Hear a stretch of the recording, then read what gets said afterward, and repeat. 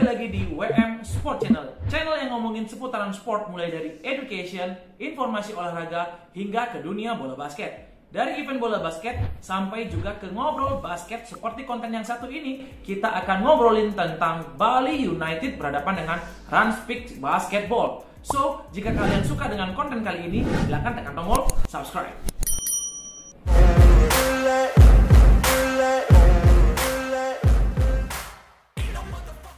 Oke, kekalahan beruntun Bali United Basketball belum berakhir dan kini sudah masuk ke kekalahan yang kelima. Berhadapan dengan timnya Raffi Ahmad yaitu Ranspik Basketball dengan skor 62-70. Tapi tunggu dulu, Bali United di sini bermain ada sisi positifnya. Tapi kita akan review dulu secara overall ya. Di game ini, Bali United Basketball tidak bermain konsisten. Di kuarter pertama itu bisa dikatakan permainnya standar ya. Jadi biasa-biasa saja, lalu turun di kuarter kedua dan naik lagi seperti roller coaster. Itu di kuarter ketiga naik mengejar ya skornya, lalu di akhir kuarter keempat turun lagi dan akhirnya kalah. Dari awal kuarter 1 sampai kuarter kedua dan beberapa di kuarter ketiga dan kuarter keempat, game plan miliknya Bali United Basketball itu masih sama seperti seri yang pertama. Jadi inilah game plan yang dikatakan oleh netizen yaitu game plan yang monoton. Tapi mungkin saja tim dari Bali United Basketball hanya menyiapkan satu plan ini aja untuk semua seri di IBL tahun 2022. Di sini Bali United Basketball dengan game plan-nya yang ball movement itu sebenarnya ada banyak peluang, ada banyak kesempatan, tapi pemainnya penuh dengan keraguan-raguan. Bisa kita lihat harusnya pemain itu eksekusi bola, tapi tidak dieksekusi dan malah passing kanan, passing kiri, dan akhirnya set clock violation. Eksekusi itu memang ragu-ragu, atau takut dimarahin coach, atau memang nggak bisa dieksekusi.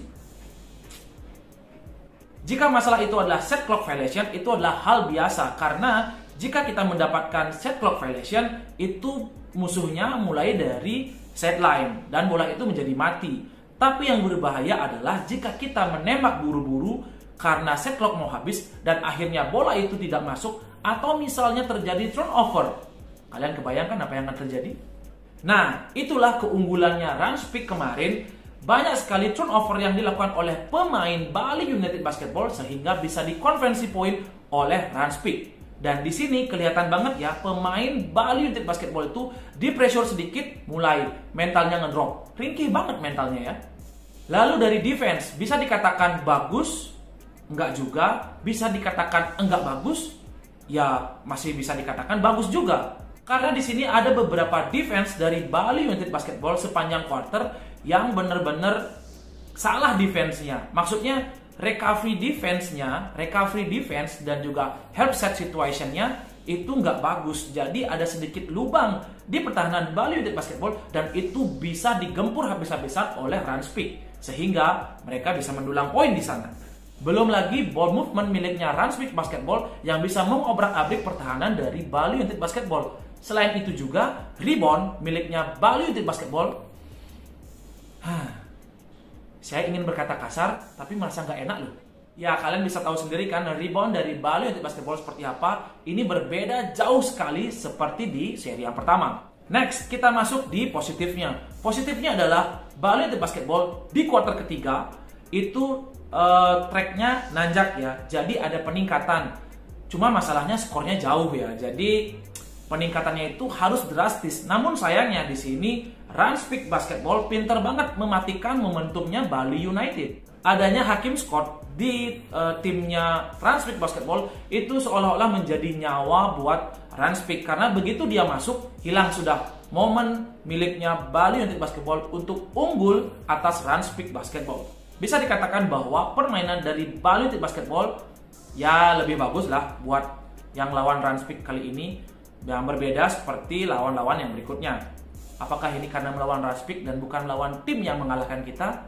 Dan bagaimana nantinya setelah melawan Ranspik, kita akan melawan tim-tim tersebut yang ada sama satu divisi dengan kita. Apakah kita bisa menang?